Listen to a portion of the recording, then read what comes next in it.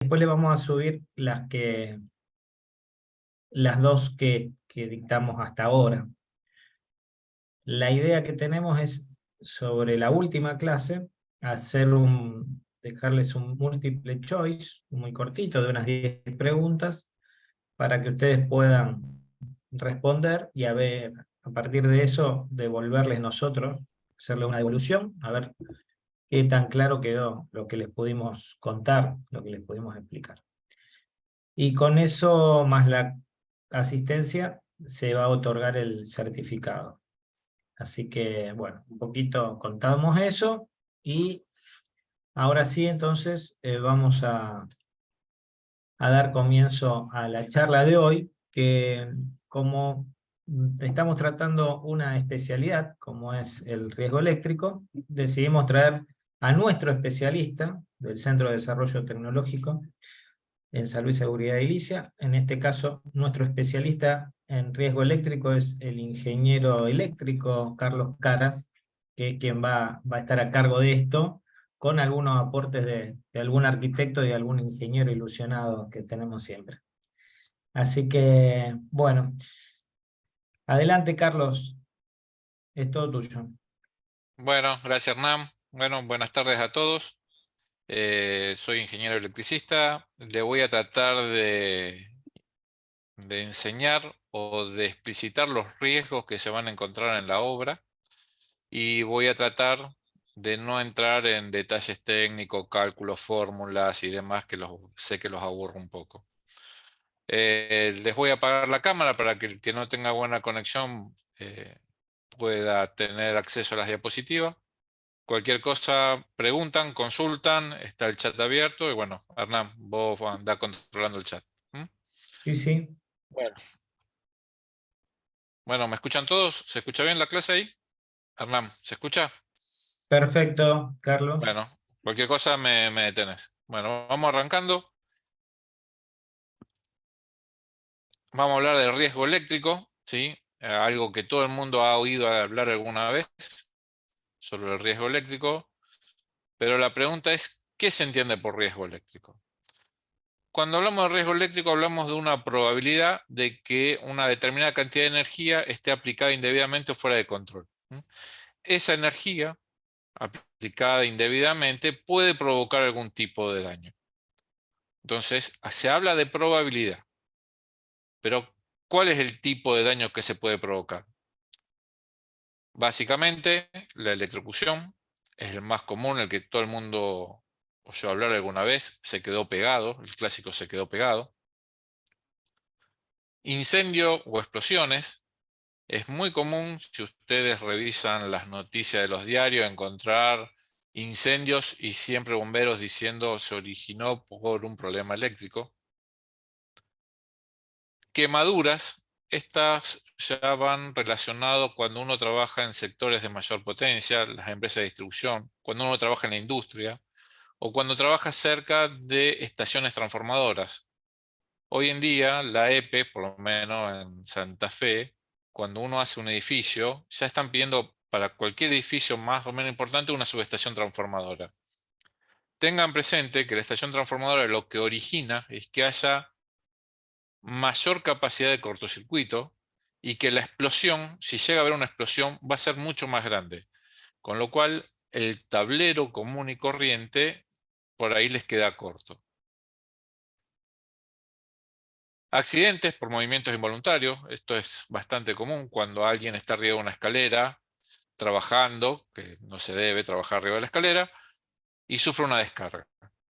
O arriba de un andamio, sufre una descarga y eso le provoca una caída. A veces no es la electricidad el que lo mata, sino que es la caída propiamente dicha. Y después hay daños fisiológicos a mediano y largo plazo. Hay gente que ha sufrido una descarga, una electrocución, se ha salvado de la descarga eléctrica propiamente dicho, pero a posterior los órganos internos van sufriendo un daño y a veces ese daño es irreversible, especialmente cuando se trabaja con corriente continua. Hay unas condiciones que hacen que se produzca un efecto de electrólisis.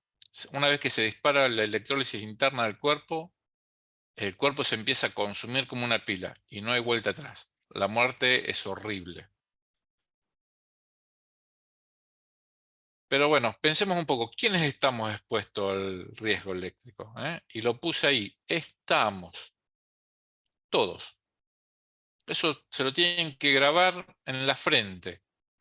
Todos estamos expuestos al riesgo eléctrico. La electricidad no distingue edades, sexo, educación, raza o especies, ni profesión. ¿Mm? Arquitectos, electricistas, obreros, el inversionista, el dueño de la obra, el inspector. Nadie está exento del riesgo eléctrico. ¿Le parece que estamos exagerando?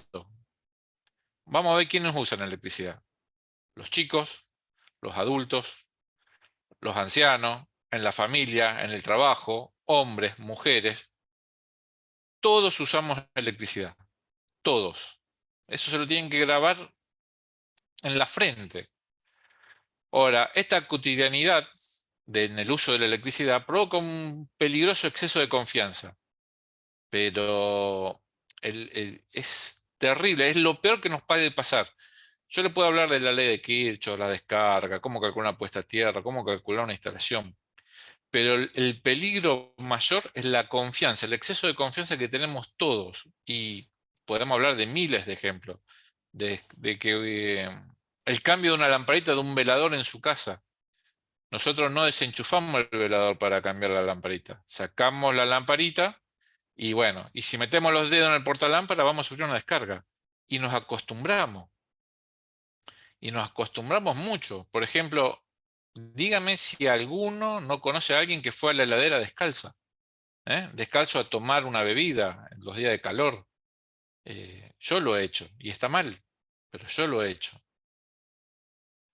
Este es el único video que les traje para no atormentarlos demasiado, para que se den cuenta hasta qué punto nos acostumbramos a la electricidad. A ver si se ve. ¿Se ve, Hernán, ahí? A ver, No, no, esperen no, un yo no lo estoy segundito porque viendo. lo tengo que compartir. Un momentito, vamos a compartir. Uso compartido.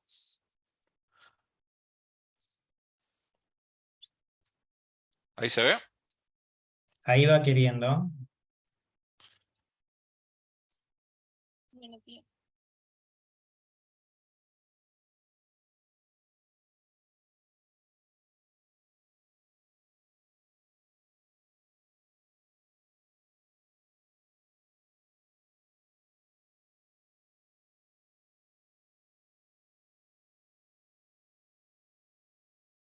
No se escucha el sonido, digamos, pero el audio, pero se lo ven.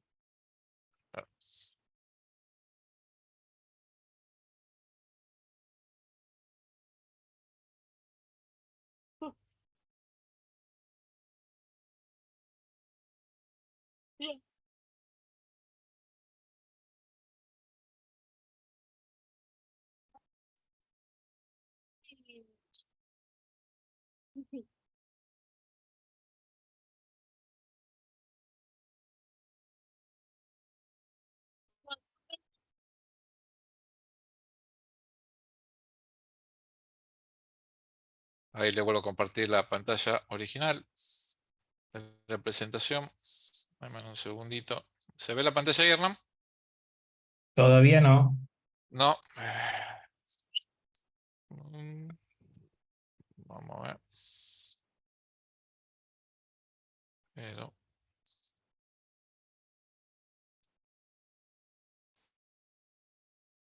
segundo que se me descachiló la presentación.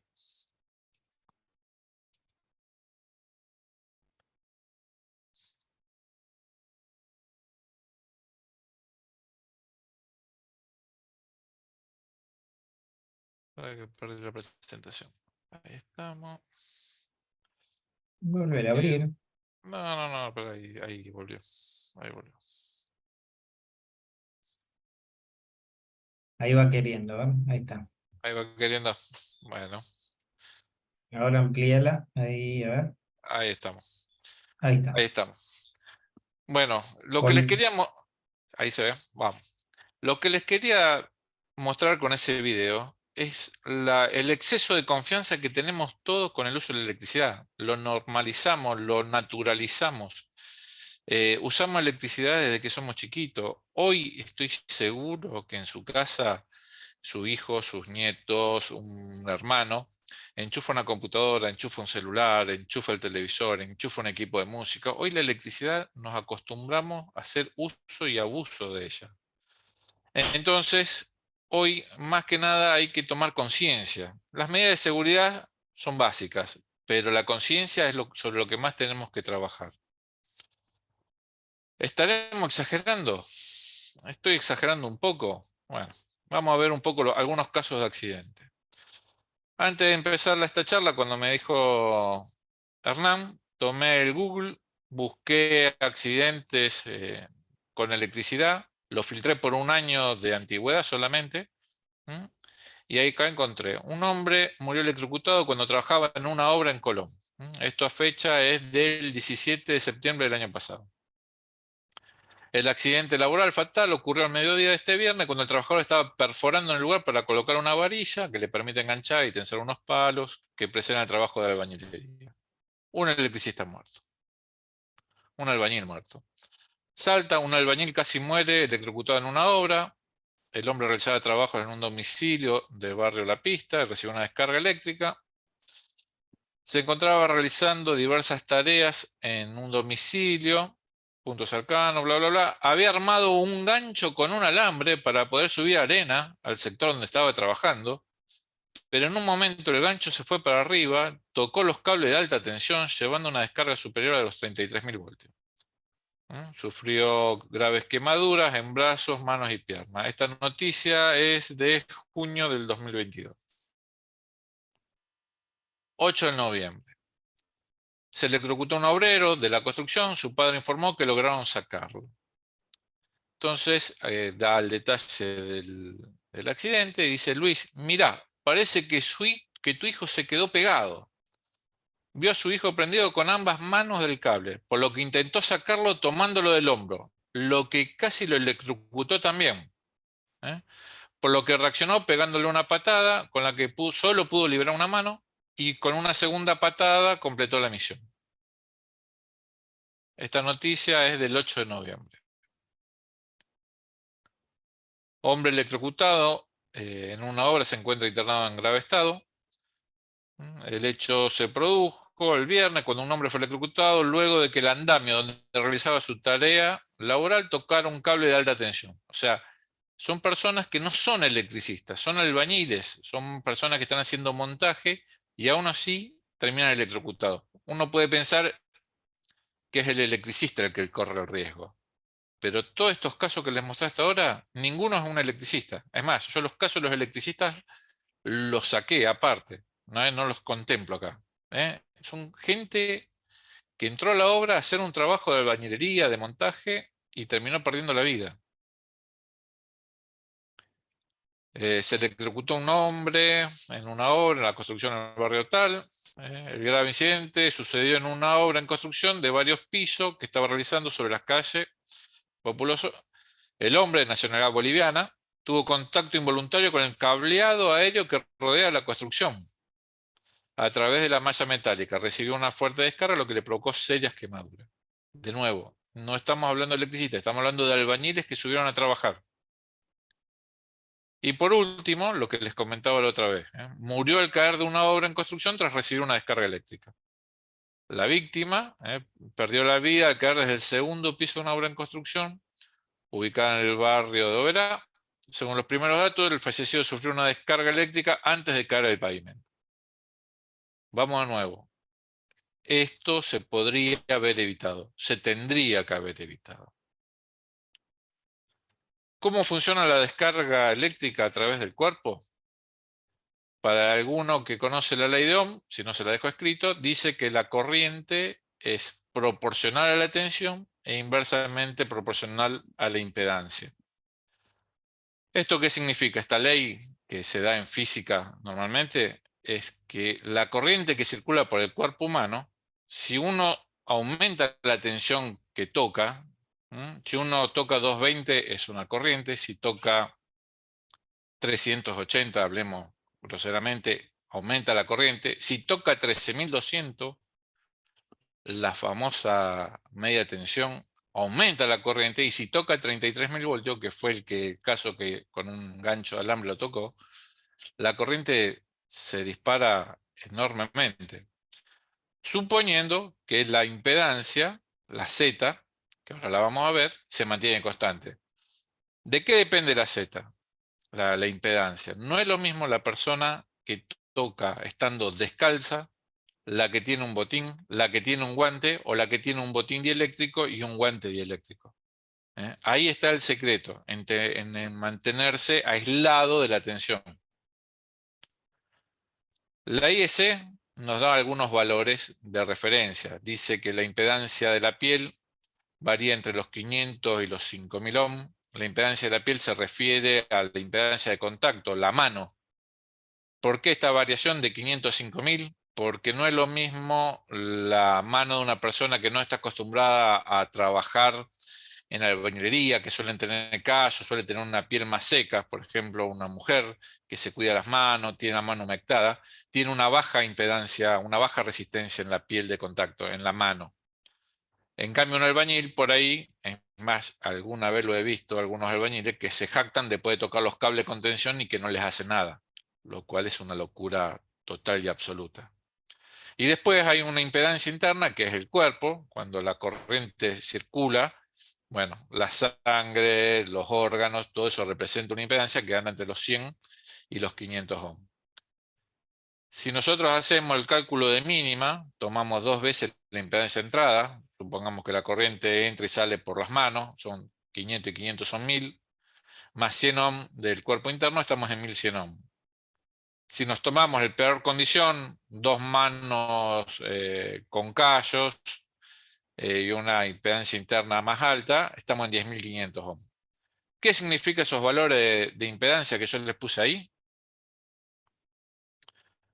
Si aplicamos la ley de Ohm, tomando los 220 voltios, que es la corriente normal, la tensión normal con la que uno trabaja, tenemos que para la impedancia mínima tenemos que por el cuerpo circulan 200 miliamperes.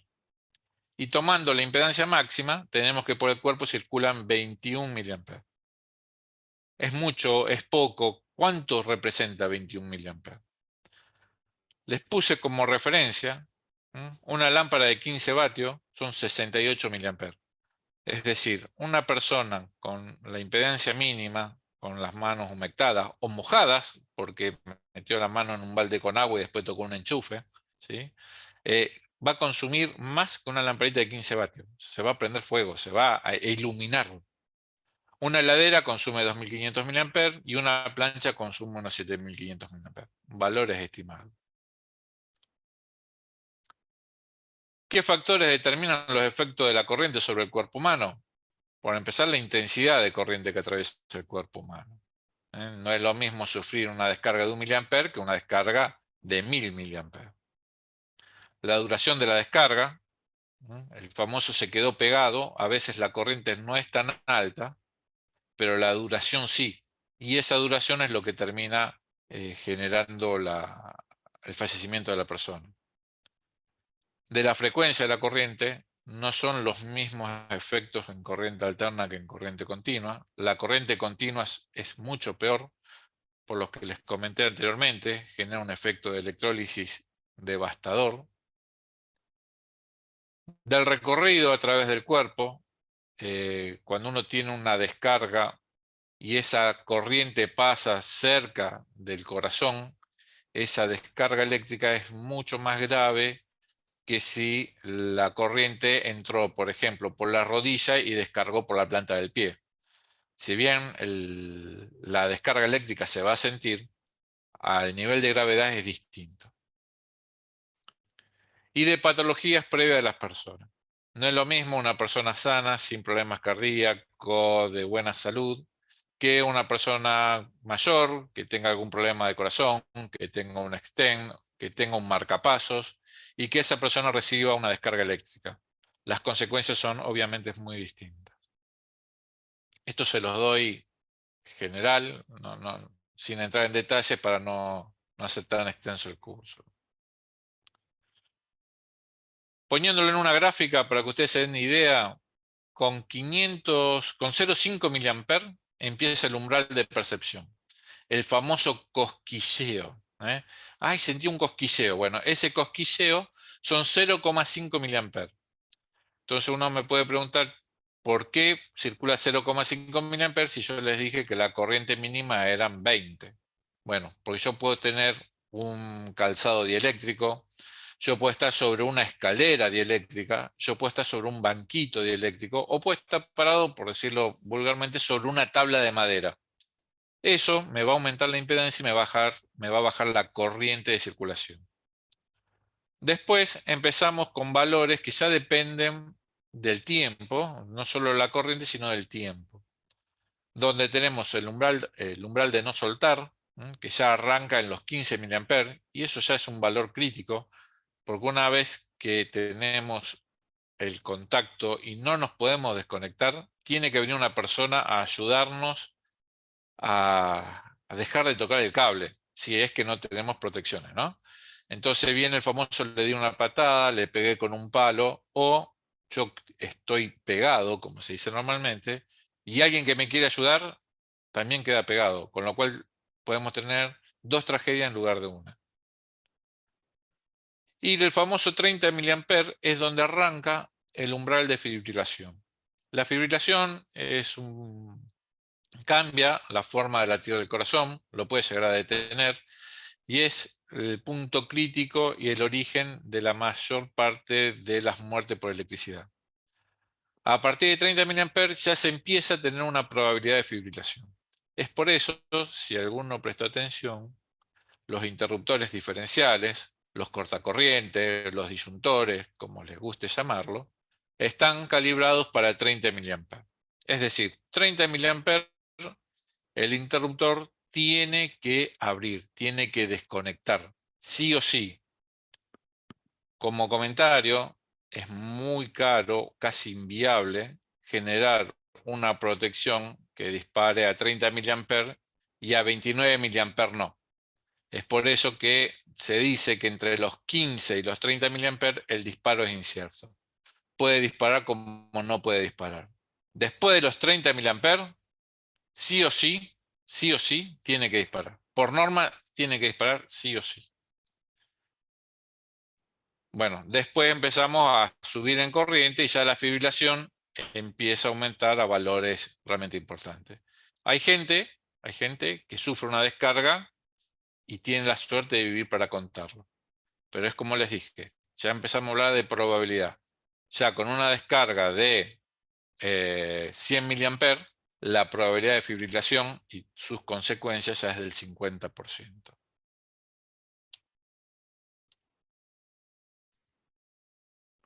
Ahora, todo esto está muy lindo, pero ¿qué característica tiene la electricidad? La electricidad no tiene olor como el gas. O sea, no puedo oler la electricidad para decir, acá hay electricidad, acá es peligroso. No es visible, no la puedo ver como el humo. No puedo ver si la electricidad está presente. Y no es audible. A ver, me paro en la puerta de una obra y me pongo a escuchar a ver si hay electricidad. Así no camina, no funciona la electricidad de esa manera. Entonces, ¿cómo podemos prevenir los riesgos eléctricos? Por empezar, hay que contar con personal capacitado y lo que les vengo diciendo, concientizado. Parece, lo voy a repetir 1000 veces como un loro, pero es importante que el personal esté concientizado del riesgo eléctrico. La capacitación se da, se dicta, se enseña, pero es básica. El tema es tomar conciencia. La mayoría de las personas que sufren muerte por electricidad son electricistas. ¿Por qué? Porque el electricista va confiado a que sabe lo que hace. Y bueno, después la confianza mató al gato. Con instalaciones adecuadas. Ok, o sea, tuvimos un riesgo, tocamos un cable, tuvimos un accidente, perforando con un taladro encontramos un caño que estaba oculto, pero esa instalación tiene que tener sus protecciones, tiene que tener puesta tierra, tiene que tener interruptor diferencial, tiene que tener termomagnética. Son tres cosas que en toda instalación eléctrica tiene que haber, arrancando por la puesta a tierra, interruptor diferencial y un interruptor termomagnético, interruptor automático termomagnético, la térmica. Son tres elementos que no se cancelan entre sí. Tienen que estar los tres y los tres tienen que ser adecuados y dimensionados de acuerdo a lo que uno quiera hacer. Y algo básico que es cumplir con las normas y las reglamentaciones. Porque estas normas y estas reglamentaciones justamente indican sobre las capacitaciones que hay que dar al personal y sobre la forma en que uno tiene que hacer las instalaciones. Estamos hablando de la Ley de Higiene y Seguridad y de la reglamentación para la ejecución en instalaciones eléctricas en inmuebles, lo que es la AEA, lo que todo el mundo conoce como la AEA. La AEA es bastante extensa, es bastante larga, tiene sus consideraciones y básicamente les puedo decir, por lo que conozco de las mismas, es que se fue desarrollando en función de los accidentes que se fueron relevando. La primera AEA tenía 20 hojitas y le decían las reglas básicas. Después fueron tomando relevamiento, que hubo un accidente en tal lugar, que hubo tal problema en tal lugar, y eso se fue incorporando y se fue expandiendo en lo que ahora es la reglamentación actual. Carlos, si te Sí, parece, porque tenemos una pregunta, si la respondemos y dale, aprovecho un minuto para avisar que en el chat acabo de cargar el link del Classroom y el código de la clase. dale. La pregunta de Juliana dice, ¿qué características tiene una escalera o un botín dieléctrico? ¿En qué Ujú. difieren del botín común? El botín difiere en la suela. La suela del botín dieléctrico es justamente una suela aislante y viene marcada como tal. El botín común, la suela negra, suele tener algún componente de negro de humo o algo que la hace negra y no es un buen aislante. La escalera son las escaleras de fibra de vidrio, las que se prefieren para el uso eléctrico, o las escaleras de madera, si es que están permitidas. Eso les va a decir Hernán si la escalera de madera está permitida o no. Yo tengo una empresa de montaje y en algunos lugares nos permiten trabajar con escaleras de madera y en otros lugares no. En todos los lugares se acepta la escalera de fibra de vidrio. En La que está, general, en sí, obra sí está permitida la escalera de madera, en la obra civil en general. en la obra, la obra, la escalera tiene que estar en perfectas condiciones, digamos. ¿Sí? Vamos a Claro, arrancar por ahí. ¿Eh? sí, sí. Tiene que estar en perfectas condiciones. Y bueno, la escalera metálica, que se usa un montón porque es liviana, plegable, se lleva, o la extensible, metálica, para el uso eléctrico está totalmente prohibido, no se permite en absoluto. Vamos de nuevo. Hay gente que lo usa, no es lo correcto. ¿Está? Bien, Gracias, ¿seguimos? muchas gracias. No, por favor. Vamos a hablar un poquito del marco legal. Les voy a dar un pantallazo simplemente. En el marco legal, lo que dice la ley nacional, la 19.587, está la parte detallada, la parte eléctrica, en el capítulo 14, los artículos 95 al 102. Ahora vamos a ver algunos. El decreto 911, que es el reglamento para la industria de la construcción, en los artículos 74 al 87, ahí tiene la parte legal. Y obviamente la Asociación Electrotécnica Argentina, que da las indicaciones técnicas. Vamos a hablar un par de artículos que me parecieron los más interesantes. El artículo 75 del decreto 911 habla que para prevenir las descargas disruptivas en trabajos efectuados en proximidad de partes no aisladas, cuando hablamos de partes no aisladas son los famosos cables de distribución de energía, como ese que vimos el andamio, que había sufrido una descarga del trabajador, o la persona que estaba subiendo arena con un gancho metálico.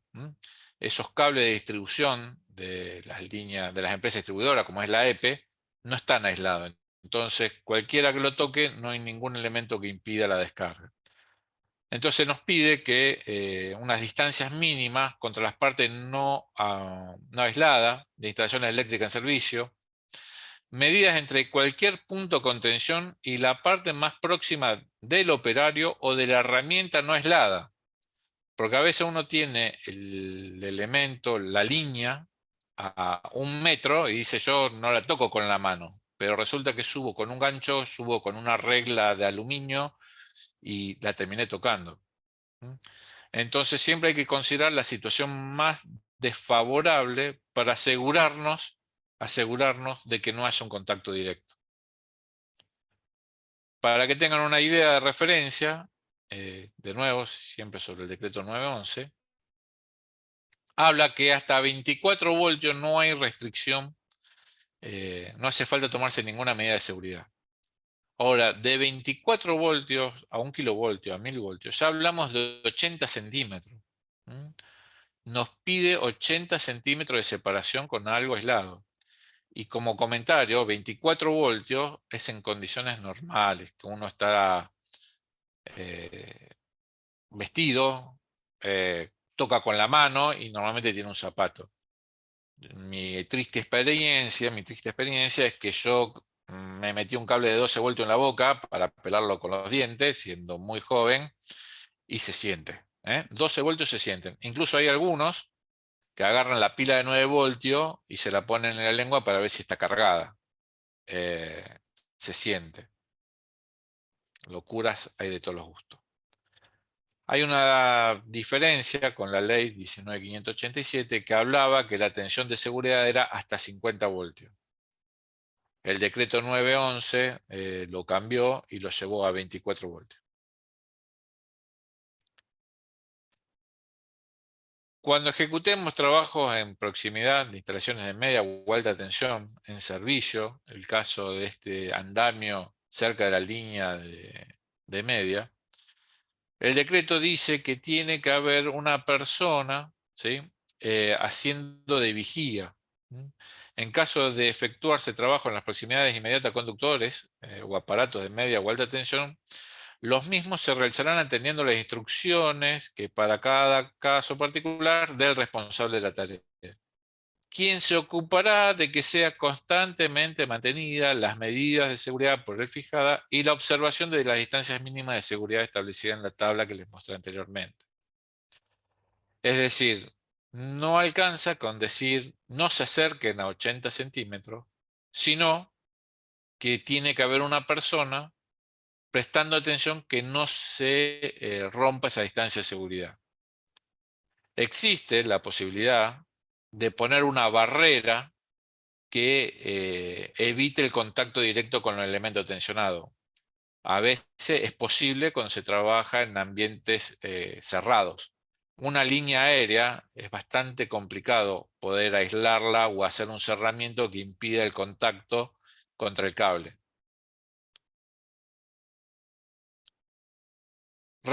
Seguimos con el 911, con el decreto 911, y el decreto 911, por si alguno tiene duda, dice que toda instalación deberá proyectarse como instalación permanente, siguiendo las disposiciones de la Asociación Electrotécnica Argentina, utilizando materiales de calidad para que no pongan nada económico en extremo, llamémosle. Pero esto es algo que ha sido un motivo de discusión, que dicen, es una obra, está en obra, entonces lo hago en forma provisoria, con elementos de segunda, de tercera o reutilizado, o que no están en condiciones.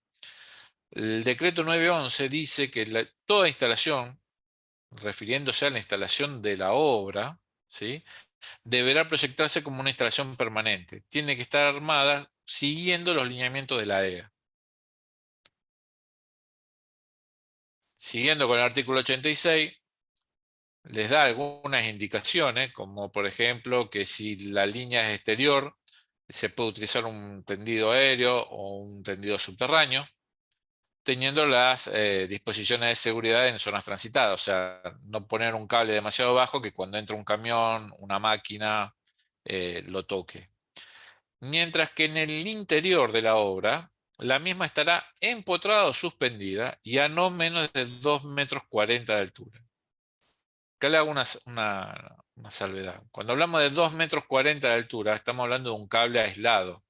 No vamos a poner un cable desnudo para hacer la distribución interior. Porque si se acuerdan, para 220 voltios, yo tenía que tener 80 centímetros de distancia de seguridad. Entonces, si uso un cable desnudo y tengo que dejar 80 centímetros, 2,40 m menos 80 centímetros, me voy a 1,60 m. Y si tengo que tener en cuenta que la persona puede levantar la mano, voy a tener empleados de 1,20 m. No es viable. Entonces, son 2,40 m de un cable aislado. ¿Para qué pide 2,40 m? Para que nadie se lo lleve por delante, nadie lo lastime y nadie quede pegado. La totalidad de la instalación eléctrica deberá tener dispositivos de protección por puesta a tierra de sus masas activas. Además, se deberán utilizar dispositivos de corte automático. Lo que yo le estoy mencionando acá es netamente lo que dice el decreto reglamentario. No me estoy inventando nada, no es que yo me puse, les voy a pedir algo que a mí se me ocurrió porque lo quiero tener lindo.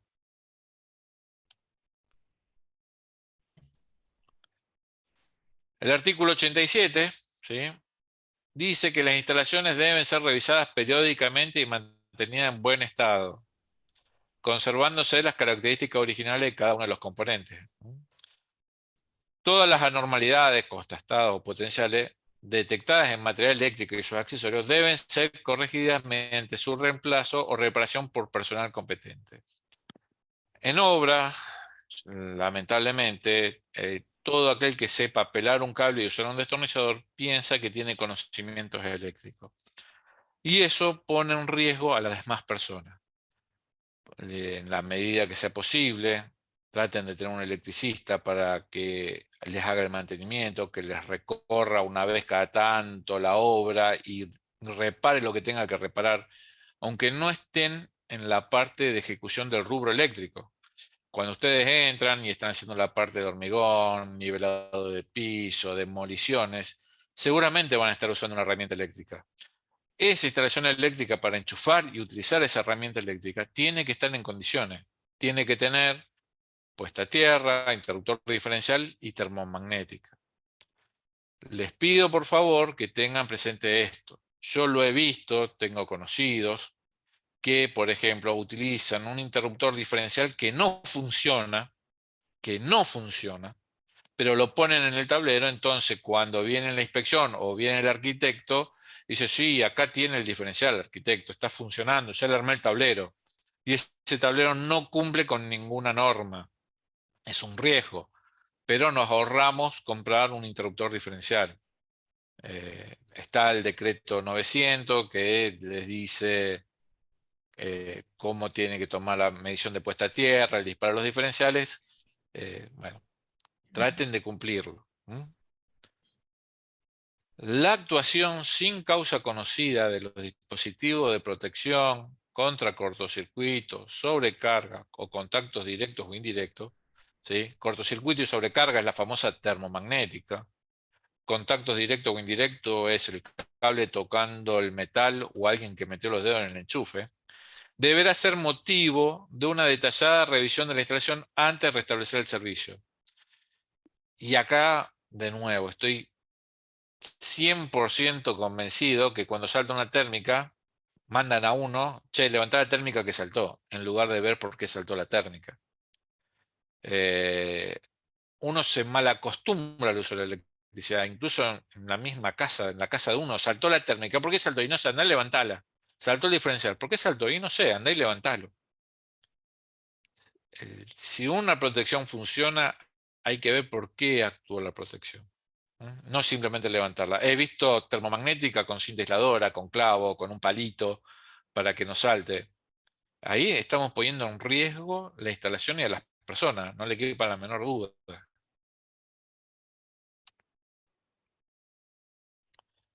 Y esto es más un comentario que lo dice la EA, que habla que el tablero tiene que ser normalizado y construido según certificados de la IEC 60439, en realidad es la 61439, Este texto de la EA ya es viejo. Pero básicamente les quiero decir que el tablero no es cualquier cajita donde uno pone una termomagnética, un diferencial y ya tenemos un tablero eléctrico. El tablero tiene que estar en condiciones, tiene que evitar que uno pueda meter los dedos sobre partes con tensión, tiene que tener la puesta a tierra. O sea, el tablero tiene que ser un elemento de protección y tiene que ser seguro como tal. Hay tableros, que estoy seguro que ustedes lo han visto en obra, que cuando entran los ven y da miedo acercarse al tablero. Bueno, entonces ese tablero ya no está en condiciones. Si uno tiene miedo de acercarse al tablero, ese tablero ya no está en condiciones. El tablero tiene que ser algo que lo pueda operar casi cualquier persona. No tenerle miedo, y yo lo he visto y a mí me ha pasado, que hay veces que el tablero da un miedo que ni siquiera yo lo quiero tocar. ¿Eh? La instalación eléctrica tiene que estar en condiciones en todos sus aspectos. Hasta ahí vamos más o menos, ¿se va entendiendo? Cualquier cosa, paran, preguntan y lo vamos charlando. Esto es en Hasta el acá no hay preguntas. bien, o sea, los dormí a todos, me parece bien. Eh, Hasta acá un poco el Bueno, marco legal. Es un poco más largo, más tedioso, pero era para que vean lo principal. Veamos un poquito de qué tipo de contacto hay en las descargas eléctricas. Entonces nosotros hablamos del contacto directo.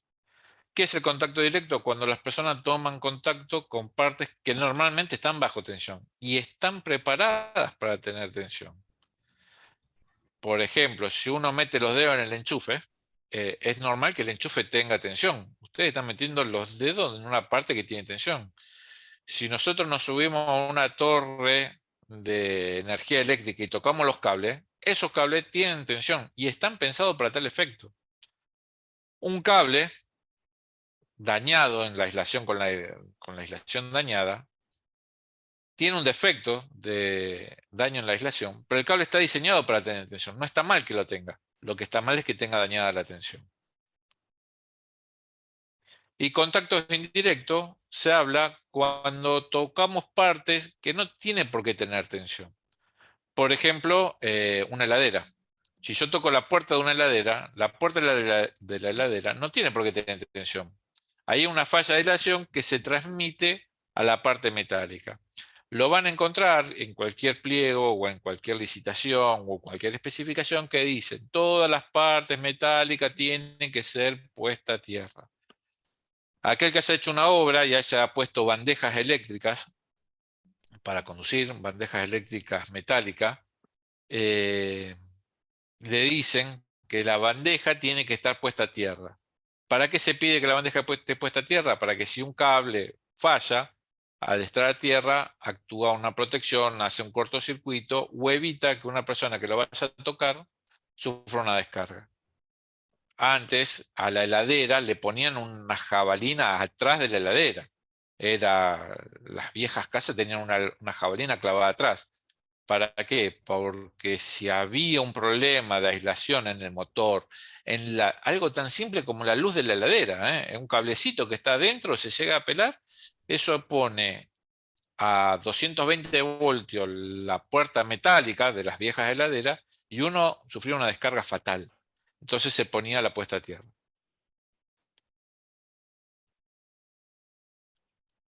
Sigamos. Entonces, ¿qué podemos hacer? ¿Qué protecciones podemos tomar contra el contacto directo? El primero es la aislación. La aislación es el caballito de batalla. Representa la protección básica, como es el empleo de cable aislado. En lugar de usar un cable desnudo, usamos un cable aislado. Con eso ya protegimos el contacto directo contra el conductor. Y que el aislante esté en buenas condiciones. Si tenemos el cable pelado, esa protección, esa aislación la perdimos. Obstáculos. El obstáculo consiste en poner una barrera, poner un elemento aislante entre el elemento de contención y la persona. Estas barreras suelen ser removibles con el uso de herramientas. O sea, no ponemos una madera apoyada contra la pared que cualquiera puede venir, agarra, la mueve porque tiene que pasar, porque le molesta o porque le queda feo. La barrera se ponen, por ejemplo, una celda o un tejido metálico atornillado para evitar que la persona acceda al elemento de contención. ¿Sí? Se le pone una barrera. Esa barrera puede ser aislante o puede ser metálica puesta a tierra para dar distancia. Y el distanciamiento. ¿Sí? Lo mejor que podemos hacer es ponernos lejos de los cables aéreos de energía. El distanciamiento y el obstáculo son muy parecidos, o sea, o alejamos el elemento, que muchas veces no podemos porque la línea de distribución ya está puesta y no la van a correr por nosotros. Entonces lo que podemos hacer es poner un obstáculo. Si el obstáculo es aislante, yo me siento más seguro. Se puede poner obstáculos metálicos, se usan mucho los obstáculos metálicos, pero esas barreras van puestas a tierra para evitar cualquier tipo de descarga. Y contra contactos indirectos. ¿Cómo nos podemos proteger contra el contacto indirecto? Vamos a tocar algo que no tenía que tener tensión. Tocamos una ventana que tenía tensión. ¿Y eso qué hacemos? ¿Le ponemos aislante a la ventana? A mí me pasó y siempre lo cuento, eh, me fui a bañar y cuando me fui a bañar sentí una descarga eléctrica. Abro la canilla y esto no le estoy mintiendo. Cuando me fui a bañar, abro la ducha y siento una descarga eléctrica en el cuerpo. Imagínense, una persona desnuda, mojada, pisando un charco de agua y siento una descarga eléctrica en la mano. Obviamente, tengo instrumentos, fui, saqué los instrumentos, empecé a medir y había tensión en la ducha. Agarro, le digo a mi señora que, bueno, que saque a mis hijas, que no se acerquen, corto la luz de mi casa. Yo vivo en una casa de 2 pisos, planta baja, vive mi vecina y yo vivo arriba. Corto la tensión de mi casa, seguía teniendo tensión en la ducha. ¿Cómo puede ser? La llamo a la vecina, 9 de la noche, digo, mira, Claudia, ¿podés cortar la luz? No entendía nada, la vecina me hace el favor, corta la luz y la energía se desaparece. O sea, dejé de tener cosquilla en la mano. Por X causa, un electricista hizo una reparación indebida en la casa de mi vecina, anuló el diferencial porque le saltaba, entonces en lugar de buscar el problema, lo anuló. Y terminó que yo tenía tensión porque la electricidad en la casa de mi vecina tocaba un caño de agua, ese caño de agua me llevaba tensión para mi casa, entonces yo tenía algo totalmente imprevisto, tenía tensión en la ducha. Y esto pasó hace 15 años y me quedó choqueado. De ahí es que les hago tanto hincapié. Hago hincapié en que no anulen una protección, ¿no? El electricista fue y anuló una protección. En Rosario es muy conocido el caso del Café de la Flor, donde saltaba el diferencial, fue un electricista, puenteó el diferencial, ¿sí? Como consecuencia un músico muerto. Bueno, terminó preso el electricista, el inspector municipal y el dueño del boliche. Entonces, ¿qué protecciones podemos tener Car- contra contacto? Sí, Carlos, con esto también podemos agregarle mucha precaución en las tareas de demolición, porque uno corta la energía eléctrica de la vivienda o del edificio que va a demoler, pero no sabe si pueden tener contagio de energía por parte de los linderos, sí, señor. u otros tipos de conexiones que no son las oficiales, que muchas Sí, veces pasan, incluso con tareas más pequeñas, desmantelando algunas oficinas, resulta que aparecen circuitos que vienen de otras oficinas y uno sí, cree señor. que ha eliminado la oficina que está atacando, ¿no? Sí, señor. Sí, señor. Sí, señor. Pero bueno, Hay una sigamos. pregunta acá, Carlos, si querés Después yo lo responderla tengo. ahora. Sí, sí. Después eso de las tensiones raras las encontramos después, más adelante. Sí, decime. Nada. No, tenemos una pregunta en el chat. Sí. Rubén nos pregunta si en una casa de steel framing, ¿qué Ujú. riesgo eléctrico puede tener? Obviamente porque toda una estructura metálica, si hay que conectar esa estructura a una jabalina. Depende cómo esté montado el steel frame. Yo realmente no conozco mucho la tecnología, pero a veces las estructuras metálicas, si están enterradas en tierra, están armadas de determinada manera, se las usa como electrodo de jabalina. Para eso, el steel frame es conveniente poner una jabalina, esa jabalina vincularla mediante una soldadura a la estructura metálica y con eso equipotenciamos toda la casa. Y el steel frame pasa a ser un electrodo natural que se llama. Si fuese mi casa, yo la pongo a tierra. No está, todavía no Sí, está normalizado. Yo la pongo a tierra. sí, probablemente con más de una jabalina, depende de la extensión que tenga, ¿no? A ver, a veces en las jabalinas uno pijotea con el cable, ¿sí? Pone un cablecito de 2,5 milímetros, de 4 milímetros, pero el problema que tiene la jabalina no es la corriente que tiene que pasar por el cable, sino que el cable con el tiempo se va corroyendo, se va oxidando y se termina cortando. Entonces uno tiene una puesta a tierra en su casa que no la va a medir, no va a aplicar la resolución 900, no va a llevar a un ingeniero electricista que le mida los tiempos de disparo, y está confiado que tiene puesta a tierra y no la tiene. Entonces, cuando ejecutan una puesta a tierra, el pedacito de cable que sale de la jabalina hasta el tablero serán como mucho 3 metros. No le pijoteen sección, pongan una sección de 6, de 10 milímetros de un cable rígido para evitar que con la humedad y el paso del tiempo ese cable se corte. Bien. Seguimos. Con esto vamos a proteger algunos elementos, por ejemplo, la heladera, por ejemplo, la hormigonera, por ejemplo, algún elemento que tiene conexión de energía, ¿sí? Entonces ese elemento lo ponemos a tierra. Lamentablemente hoy a la ducha yo no la pongo puesta a tierra. Yo en mi casa la ducha no está puesta con un cable a tierra porque es absurdo, entra con un caño de agua. Entonces vamos con el segundo elemento, que son los elementos automáticos de protección. Es decir, si mi vecina no hubiese anulado el interruptor diferencial, ese interruptor diferencial hubiese detectado la falla y hubiese abierto. ¿Mm? Son elementos complementarios, no es que yo pongo el interruptor diferencial y me olvido de la puesta a tierra. El elemento de protección automática está pedido en la resolución, en el decreto 911, está pedido en la EA y no se puede sacar nunca, no se puede anular nunca. Y aquellos que ya hayan caminado por varias obras o varios edificios, se habrán encontrado a veces que ahí está el interruptor diferencial, el cortacorriente o disyuntor, como a ustedes más les guste, y al lado hay una térmica que dice emergencia.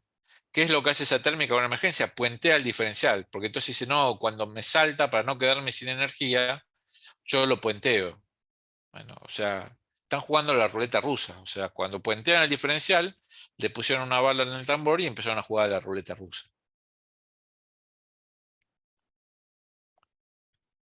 Vamos a ver algunas medidas antes de iniciar la obra. Cuando vamos a iniciar la obra, lo que hablamos un poquito, Hernán, ¿sí? Si hay una demolición o se interviene sobre una construcción existente, vamos a desconectar el servicio eléctrico. Lo cortamos desde el tablero para atrás. Si necesitamos energía, llamamos al electricista que vea, que desconecte toda la casa y que ponga las cosas en condiciones, un diferencial, una térmica y un toma para que ustedes puedan trabajar. Vamos a verificar la ausencia de tensión luego de desconectar el servicio en busca de la existencia de conexiones clandestinas. Estamos en la Argentina y es muy común, más de lo que uno cree, encontrar en las casas conexiones que no pasan por el medidor, que no pasan por el tablero, que están enganchados, lo que se llama el enganchado. Yo lo he visto varias veces, lo he sufrido un par de veces, y uno piensa que, cortando el tablero ya bajé la térmica, corté el cable y estoy seguro. Bueno, resulta que no. Hay que verificar la ausencia de tensión. Hay unos elementos, unos lapicitos muy prácticos, muy útiles, que cuando uno lo acerca a un elemento con tensión, emite una luz y un sonido. Son realmente muy útiles para hacer una verificación de ausencia de tensión. No sirven de buscapolo, porque si ustedes se acercan al vivo y al neutro, capaz que les da indistinto, pero sí sirve como una verificación más. Verificar la presencia de cables de energía ajenos al sector de obra. Lo que decía un poquito Hernán, lo que a veces pasa, no es que estamos enganchados, no es que esté irregular la conexión, simplemente por ese lugar pasa un cable de energía que nosotros no sabíamos. Esos cables de energía a veces tienen protecciones, a veces no tienen protecciones, a veces son de una instalación vieja. Si trabajan en una casa de las que se denomina casa chorizo, capaz que la habitación de atrás tenía una alimentación diferente porque estaba alquilada a otra persona, tipo una pensión. Y el cable pasaba por la habitación de adelante y uno está demoliendo la habitación de adelante pensando que le cortó la luz y no la tiene. Entonces, hay que tomarse 5 minutos y verificar que no haya nada raro. Muchas veces salimos con suerte porque le pegamos el palazo, le pegamos el martillazo, hubo una explosión y uy, qué susto, uy, menos mal que no nos pasó nada. Pero hay un porcentaje, hay una probabilidad de que alguien se quede electrocutado. Ya con la obra en funcionamiento, vamos a eliminar las conexiones o empalmes improvisados o los elementos que no sean aptos para la intemperie, por ejemplo, si se trabaja en exteriores. Vamos a eliminar el cableado defectuoso. El electricista es muy afecto a caranchear, perdóname la expresión, todo lo que puede de obras anteriores. Entonces, cuando usted le dice, necesito pues, enchufar una moladora, una sierra sensitiva o lo que fuera, el electricista le dice, no se haga problema, trae de su casa cables que sacó de una casa que demolió la semana pasada o el mes pasado y empieza a hacer unos empalmes que realmente son preocupantes. Sé que es una inversión, sé que tiene un costo, pero si ustedes trabajan en forma prolija y lo hacen sistemáticamente, esos elementos, esa prolongación, ese tablero, lo van a usar en una obra. Cuando terminen esa obra, lo levantan, lo ponen en su camioneta, lo llevan y se van a la siguiente obra. Son elementos que no tienen por qué descartarse, ni se tienen que gastar, ni se tienen que romper. La instalación eléctrica para este tipo de obras, si ustedes la cuidan, les tiene que durar años, por lo menos 10 obras, y después sí, bueno, de tanto uso, algún golpe, alguna rotura, pero hagan una inversión, trabajen siempre si pueden con un electricista de confianza y vayan haciendo una pequeña inversión en lo que es equipamiento eléctrico, o exíjanselo al electricista que contraten. Vamos a permitir que únicamente la instalación y el mantenimiento de la misma sea realizado por personal capacitado. Yo sé que en el momento uno trata de salir del paso y se cortó un cable y viene Pepito que lo empalma y tiene una tenaza en la mano o un cuchillo, entonces lo empalma porque sabe que lo tiene que empalmar. Lo envuelve con nylon, con una bolsita de nylon, le pone un poco de cinta scotch y salimos funcionando. Entonces nos ahorramos tener la obra parada.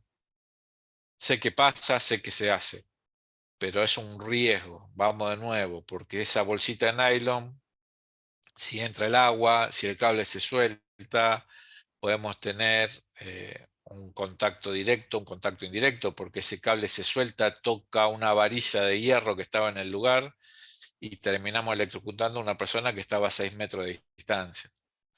Entonces, no, a ver, separemos las cosas. Yo le digo lo que se debe hacer.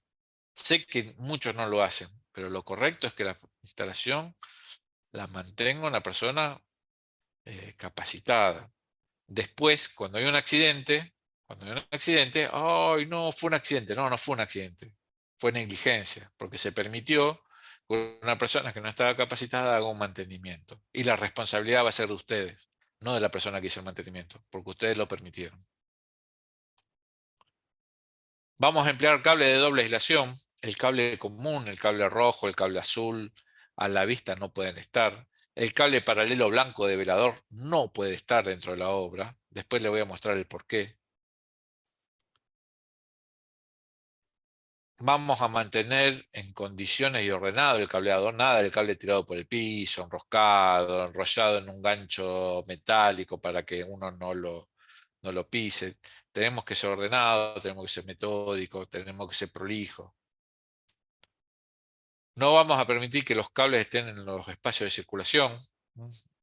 Si tiene que estar en un espacio de circulación hay que demarcarlo, de preferencia tirarlo por arriba, poner algún elemento que lo sostenga a 2,40 m. ¿Por qué? Porque el cable tirado en el piso, en el espacio de circulación, pasa con una carretilla.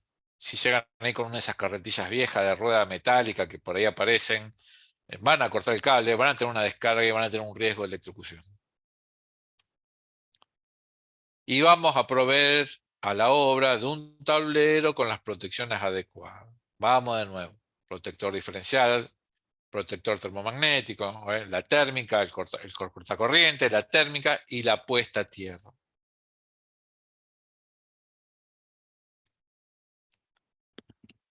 Estas son medidas o ejemplos de lo que no hay que hacer. Ahí tienen tablero. En el de la derecha es una demolición. Entonces tenían el medidor de energía, lo dejaron tirado en el piso. Había un tablero con una térmica, lo aprovechamos, lo enganchamos y lo usamos. El de la izquierda es una termomagnética de una corriente importante por el tamaño y los cables que acceden. Y salen todo un montón de cablecitos finitos.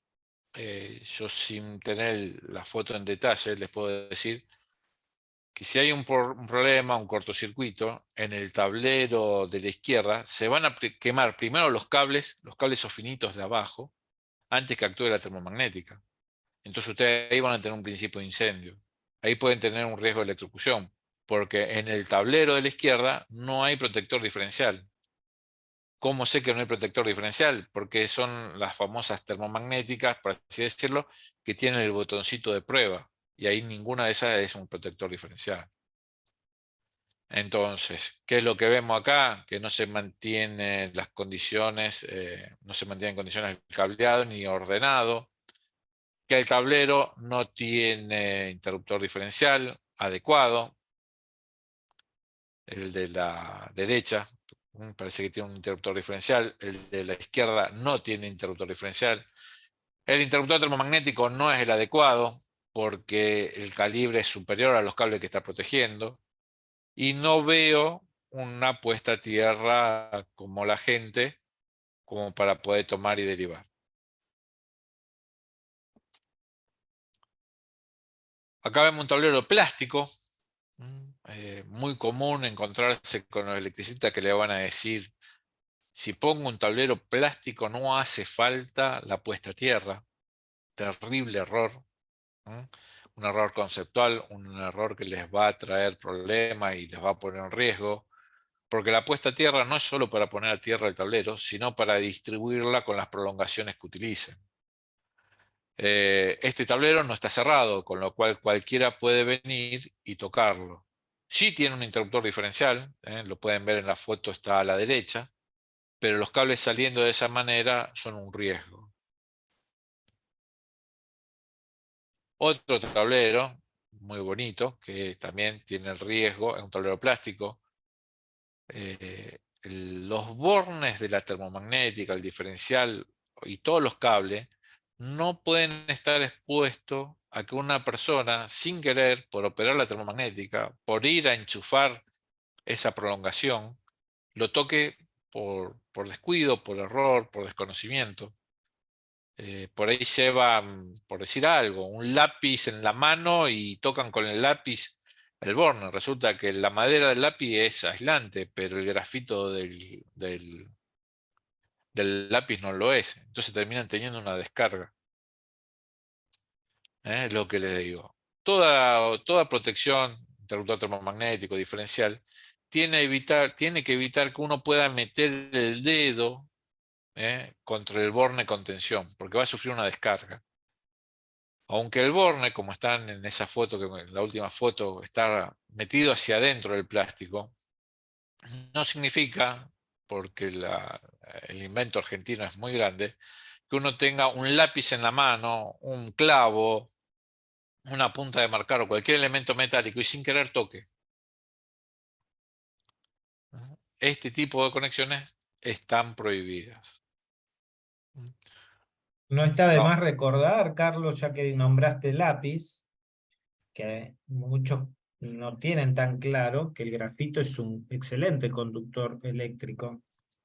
Sí, sí. Y como está revestido de madera, normalmente no le tenemos miedo a veces a acercarlo a un punto de Es que, conexión. es que pensamos o creemos que vamos a tocarlo con el lápiz que es de madera y está aislado.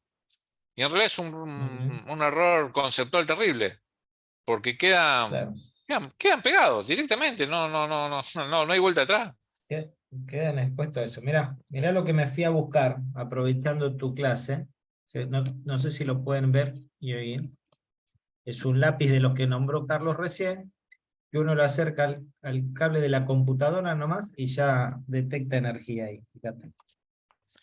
Yo no lo veo, no lo estoy viendo. Ah, ¿no lo llegás a ver? No. Ahí. Ah, porque eh, vos no ves las imágenes nuestras, pero el- bueno, em- em- em, para. probablemente el Ahí resto me está, ahí lo vea a veo, mí en la. ahí lo veo, ahí lo Ahí veo, está. ahí lo veo, Ahí está, ahí lo veo, ¿ves? Yo lo acerco ahí lo al estoy viendo. cable. ¿Se escucha ahí el tintinar? Y el latir de la lucecita que nos avisa que ahí hay tensión. Como dijo Carlos, ahí tienes el suyo. Muy bien, yo lo fui a buscar recién. Esto es lo bueno de estar en casa. Eh, Como dijo Carlos, mucha precaución porque nos advierte que hay tensión, no nos identifica bien dentro de un cable envainado, dónde está el vivo, dónde está el neutro, pero bueno, por lo menos es para saber que estamos ante una situación de tensión. Si bien ustedes no son los que van a estar haciendo la verificación de tensión probablemente, bueno, ustedes son los arquitectos que dirigen, controlan o proyectan la obra. Tengan presente la calidad de estos elementos. Hay elementos chinos, que se venden como detector de tensión y uno se confía en que están funcionando y no funcionan. Entonces, todo elemento de tensión siempre se tiene que probar primero. ¿Cómo se prueba? Busco algún enchufe que tenga tensión, voy, lo enchufo, pruebo, digo, suena, listo. Voy al lugar que quiero verificar, verifico que no suene, y después vuelvo al lugar que tiene tensión y vuelvo a verificar que el aparato siga funcionando. Les digo esto porque ha habido muchísimos accidentes, donde falló el elemento de detección, porque no tenía pila, porque se golpeó, porque se rompió. Esta marca, no sé si se alcanza a ver, es marca Fluke, es una marca reconocida, muy cara, ¿sí? Sé que a ustedes no les corresponde o no lo van a tener, pero conozco varios arquitectos que llevan uno de estos en el bolsillo o en la mochila. ¿Por qué? Porque nunca saben cuándo tienen necesidad de contar. Lamentablemente eso ya va para una charla más para gente que hace el montaje eléctrico, de tratar de convencerlos de que usen elementos de calidad. Un elemento de esto capaz que está a $35, $40, mientras que un chino capaz que por 1.500 pesos lo consigue. Bueno, nos falta mucho, seguimos. Ahí tienen lo que les comentaba un poco, más tableros, más ejemplos. Les muestro el tablero porque normalmente es el punto de inicio de la obra, es de donde arrancamos. Después de ahí, desde ese tablero, uno va conectando las prolongaciones, va conectando las máquinas, todo lo que necesite. Pero si desde el punto de inicio no estamos en condiciones, difícilmente el resto de la instalación estén en condiciones.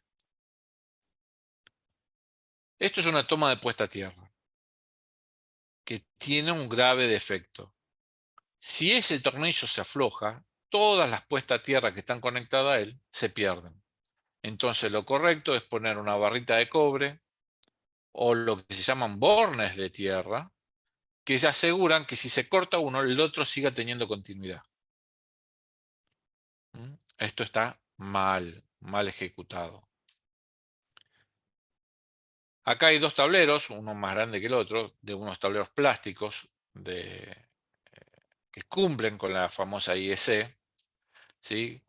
Tienen el interruptor diferencial, el de la izquierda, por ejemplo, pueden ver el interruptor diferencial, tienen una termomagnética trifásica, tetrapolar en realidad, que es la que está al lado del interruptor diferencial, o sea, de izquierda a derecha van a ver el interruptor diferencial, una llave tetrapolar, que es para el toma trifásico, que es de tapa roja. La tapa roja identifica que es de 380 voltios.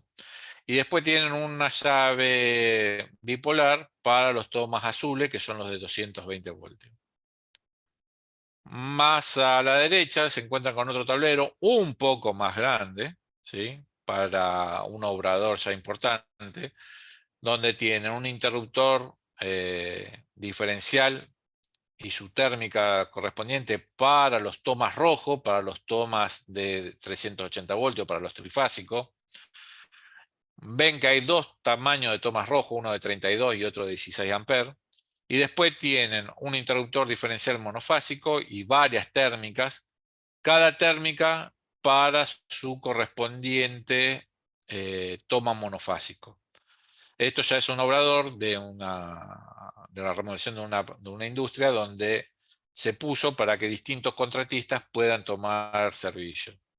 En este caso no sería para una obra chica, para una casa, un edificio, pero sí el de la izquierda.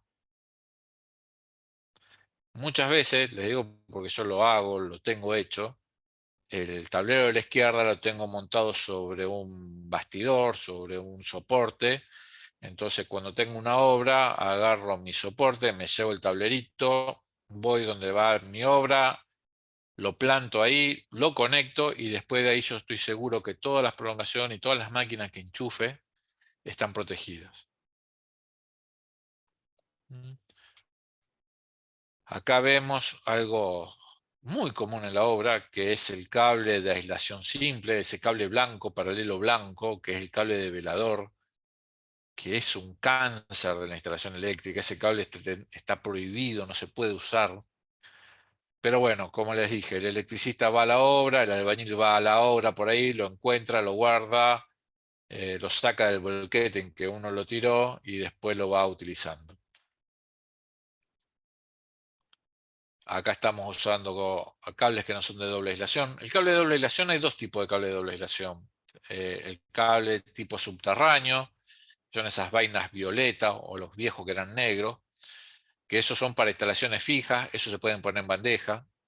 Y después está el cable TPR o lo que se llama cable de taser, que es el cable que se utiliza para las prolongaciones.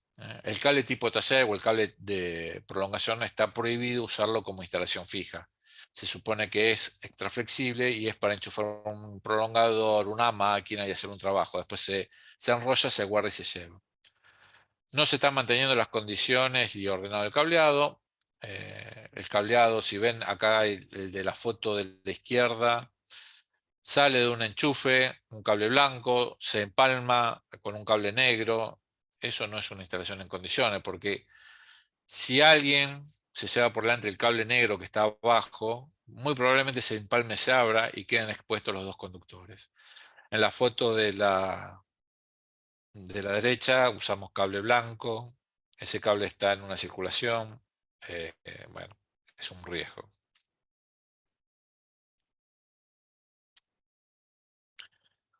Esta foto me la mandaron como diciendo, mirá qué ordenadito que tenemos todo, exceptuando el que está en la escalera haciendo equilibrio, que no lo vea Hernán, porque si no se va a enojar. Pero bueno, esta obra no es muy vieja, fíjense que hasta tienen barbijo, es post-COVID. Y uno dice, qué Estoy viendo prolijo ahí. que están. Bueno, y ganar. No, no, bueno, me la mandaron orgulloso. Uno ve ahí con casco, con botín, qué linda que está la obra, y resulta que tienen todos los cables tirados por el piso. Entonces, cualquiera que pase, se puede enredar, tropezar, caer, o pasar con un elemento, con una zorra, una carretilla, arrastrando una varilla, y lastima los cables. ¿Mm? Entonces hay que mantener en condiciones de ordenar el cableado y no hay que permitir de nuevo cables en la circulación. Eh, a- Aprovechando, Carlos, que alguien nombró el steel frame y la construcción de ese tipo, esta situación es especial para la caída de uno de esos perfiles y yo lo he visto cortar el cable en seco Sí, sí, al sí, sí, sí. golpearlo contra el piso. El problema no es Cortar que el cable en seco. No es que lo Gracias a corte, Dios, el disyuntor saltó, ¿no? Pero saltó. podría lastimarlo sin llegar a cortarlo y queda expuesto Es que al próximo que lo toque. el problema es que el hierro o el perfil quede tocando ese cable, quede energizado, y a lo mejor Ujú. una persona que está a 15 metros, por cómo se va transmitiendo la energía eléctrica por toda la estructura metálica, queda pegado. Exacto, No hay muchas vueltas, no hay muchas vueltas en eso. exacto. Seguimos. ¿Mm? Acá está lo que les comentaba.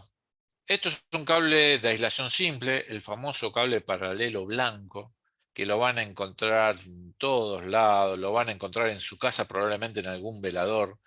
Ese cable es un peligro. ¿Por qué es un peligro? Porque cualquier elemento, cualquier roce con un elemento lo pela, lo lastima.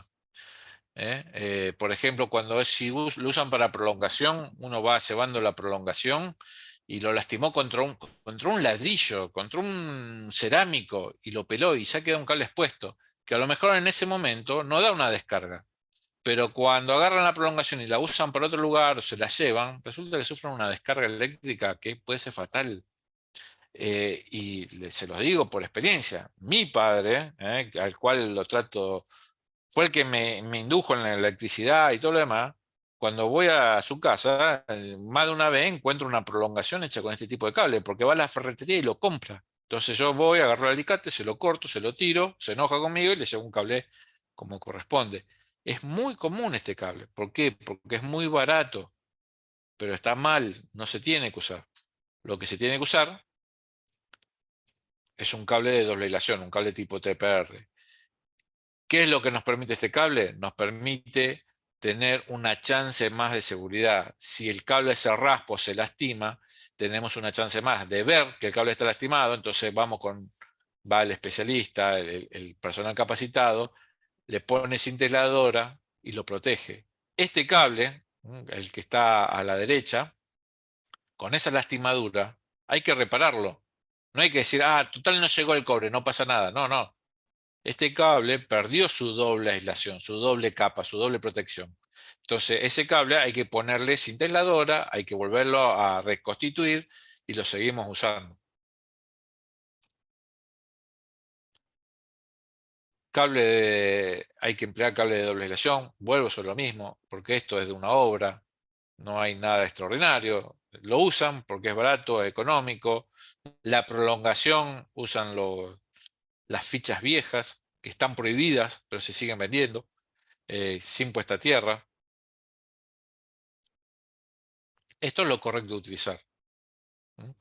Un artefacto de iluminación es un tipo fluorescente, con la lámpara protegida para que no sufra golpe, con una prolongación de un cable de doble aislación, con un cable que lleva los tres conductores, el vivo, el neutro y puesta a tierra.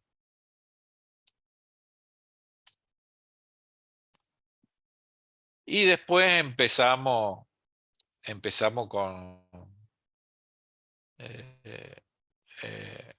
con las cosas raras. Entonces, cuando viene un electricista, entonces dice, che, necesito luz. Viene el herrero, necesito luz. Y tomate de ahí, ponete un triple y tomate de ahí. Bueno, sí, ok. Y después viene, qué sé yo, el pintor. Che, necesito enchufar. Bueno, enchufate ahí. Che, necesito enchufar el cargador de celular. Bueno, entonces empezamos a hacer la zapatilla de la zapatilla. Y esos son puntos de contacto que tarde o temprano es un riesgo de que se corten, se incendien o que alguien sufra una descarga, porque no suelen ser normalizados. La foto de la derecha, en la foto de la derecha ven un empalme que quisieron reparar, un cable de doble aislación, pero se dejaron los dos conductores, que ahí lo ven, el celeste y el marrón, expuestos. Entonces, ¿dónde está la doble aislación ahí? Eso es un mal trabajo, un trabajo defectuoso. ¿Eh? Entonces tenemos que mantener en condiciones y ordenado el cableado y no podemos permitir cables en espacio de circulación. A esto le faltaría que la reparación la haga gente idónea.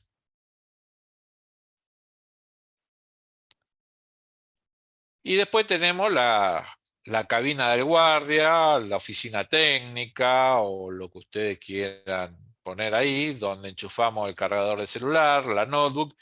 Y bueno, se rompió el toma. ¿Qué hacemos? Le sacamos le sacamos la ficha, pelamos los cablecitos y los metemos en la zapatilla. O la foto a la izquierda, la instalación de un equipo de aire acondicionado. Vinieron a poner el aire acondicionado a la oficina técnica y, che, no tenemos tierra. ¿Qué hacemos? Y cortamos el cable de tierra. Si no la tenemos, ¿para qué la vamos a conectar? Entonces, algo tan simple y algo donde se supone que está la gente capacitada, más idónea, más instruida, también cometemos faltas. Es porque estamos acostumbrados que la electricidad no la respetamos. No respetamos la electricidad. ¿Mm? Mantener en condiciones de ordenar el cableado y permitir únicamente que la instalación y el mantenimiento sea realizado por personal capacitado.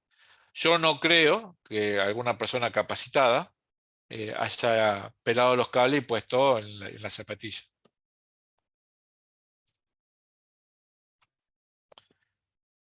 Y vamos a ver, por último, vamos a ver un poquito las herramientas eléctricas eh, que todos los rubros, casi todos los rubros la utilizan. No hay rubro que no utilice una herramienta eléctrica. ¿Mm? Entonces nos vamos a encontrar con cables deteriorados. ¿Por qué? Por la mala costumbre que tenemos de agarrar cuando tenemos que bajar un taladro de una altura, en lugar de bajar el taladro, lo agarramos del cable conductor y lo descolgamos. El cable no está hecho para eso, no está hecho para que ustedes suben y bajen la herramienta. Como consecuencia, se termina lastimando la aislación y casi siempre es en el sector de la empuñadura, sector en el cual uno casi siempre tiene la mano. Usamos prolongaciones que no están en condiciones, ahí lo pueden ver, la prolongación está rota, tienen los cables expuestos, tienen los contactos expuestos, y esto está tirado en el piso. Un día de lluvia, una persona que pasa con un hierro arrastrando y lo toca, o la misma persona cuando se agacha a agarrar la herramienta, sufre un tropiezo, se descompensa, cae para un costado, apoya la mano sobre la zapatilla esa y sufre una descarga. Enrollarse el cable en el cuerpo, esto lo he visto en varias ocasiones, que en lugar de llevar la prolongación, es más fácil enrollársela en el cuerpo para no tener el cable colgando, pero si esa prolongación tiene una falla de aislación, ustedes van a recibir, o la persona va a recibir, una descarga directa en el pecho, en el cuello, en la cabeza, que son zonas muy críticas para que lo pueda traspasar la corriente. Entonces, no hagan, no permitan, no lo permitan, no es que no hagan, porque se supone que ustedes no van a hacer este trabajo, pero si lo ven, no miran para otro lado. Si ven a una persona con el cable enrollado en el cuerpo, díganle no, así no. Desenrollate el cable, poner los soportes que tengas que poner, acomodar el cable como lo tengas que poner y después trabajar. Yo hice un trabajo, con la empresa hicimos un trabajo en un puerto de embarque. Cuando fuimos a trabajar en el puerto, en el muelle de embarque, nos pidieron que el cable no estuviese en contacto con el muelle. Entonces nos hicieron hacer todos unos soportecitos que los teníamos que espaciar cada 1 metro para que el cable vaya apoyado sobre unos soportecitos aislantes para que el cable no toque el muelle. Y uno dice, pero no sea exagerado, si estoy usando un cable de aislación doble. Pero bueno, era la normativa de seguridad del lugar y hubo que cumplirla. Ustedes tienen que tener la autoridad y tienen que tener la conciencia de decir, esto está mal. A ver, yo no te estoy pidiendo que te vayas y me traigas un título de ingeniero, pero las cosas básicas las tienen que hacer cumplir. Muchacho, no puedes estar con el cable enrollado en el cuello porque te queda cómodo para después seguir trabajando. Tirar el cable para desconectar la herramienta, esto es una costumbre que tiene muchísima gente, y no solo la herramienta eléctrica, es la notebook, es la computadora, es el televisor, es el equipo de música. La ficha tiene una forma y tiene un tamaño pensado para que uno la agarre y la desconecte. pero algunos dicen, tengo miedo, me da miedo tocar la ficha porque no es cosa que me da una patada. Es más riesgoso tirar del cable que agarrar la ficha.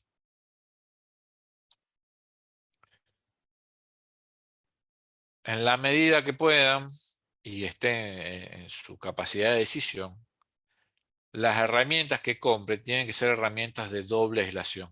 La doble aislación está marcada con dos cuadraditos concéntricos, un cuadradito dentro del otro. Y eso significa que esa herramienta no requiere de puesta a tierra. Son esas herramientas, esos taladros, que tienen las patas chatas dobladas, pero no tienen la espega de tierra. Eso es porque son de doble aislación. En Argentina no siempre es posible. Hay algunas hormigoneras que lo cumplen y hay muchas otras hormigoneras que no lo cumplen, que no tienen doble aislación. Para esos casos, para esas herramientas que no tienen la doble aislación, sí o sí tiene que tener puesta a tierra, ¿sí? Entonces, no usemos el adaptador de 3 a 2, de 2 a 3, donde lo que hace es anular la puesta a tierra, porque estamos corriendo un riesgo de electrocución por contacto indirecto. ¿Por qué contacto indirecto? Porque la hormigonera, hablo del ejemplo de la hormigonera porque es lo más común, la hormigonera, el mango de la hormigonera metálico, porque se rompió el mango plástico, no tiene por qué tener tensión. Pero bueno, si el motor falló o hubo un inconveniente, esa hormigonera va a tener tensión. Y cuando uno la toque, y normalmente donde hay una hormigonera está sobre un piso mojado, uno corre un riesgo de electrocución altísimo. Van a encontrar electricistas o carpinteros o gente que va con unas herramientas muy antiguas, muy robustas, que son una hermosa reliquia, que funcionan muy bien, pero son extremadamente peligrosas. Esto es un taladro, un antiguo taladro, con cuerpo de aluminio, o sea, un cuerpo metálico. Es indestructible el taladro, yo no se lo voy a negar, pero es un arma de doble filo, porque si ese taladro llega a tener una falla, ¿sí? Ustedes van a quedar pegados. Ustedes, me refiero a la persona que lo esté utilizando. Ese tipo de herramienta está prohibido, totalmente prohibido. Y acá tenemos la hormigonera, la clásica hormigonera, donde uno puede decir, ¿qué problema tiene esta hormigonera? Bueno, tiene esas llaves de baquelitas viejas, muy viejas, ¿m? Donde uno la prende y la apaga. En este caso, la anularon. ¿Por qué? Porque se rompió la llave, entonces directamente unieron la entrada, que es el cable que entra por el lado derecho, con el cable que va al motor, que es el cable que lo ven en la foto, en la ampliación que está sobre la derecha, que es el cable que sale hacia la izquierda. Entonces ya empezamos mal porque esa hormigonera, la única forma que hay de cortarla o de detenerla es desenchufándola.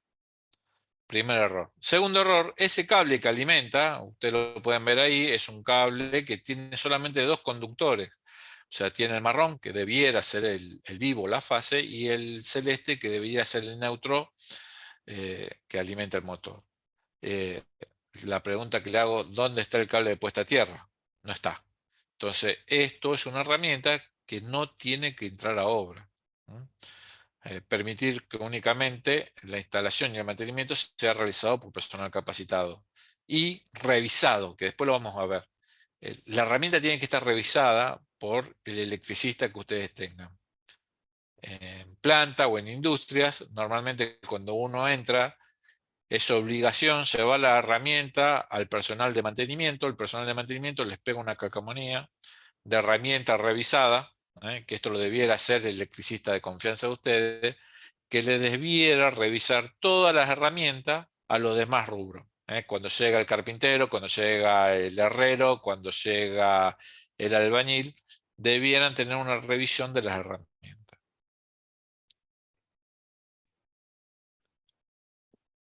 ¿Qué podemos hacer con las herramientas? Los que les comenté. Verificar periódicamente el estado de la herramienta por personal calificado. Hay empresas que ponen un periodo de cada año, una vez por año hay que revisar las herramientas.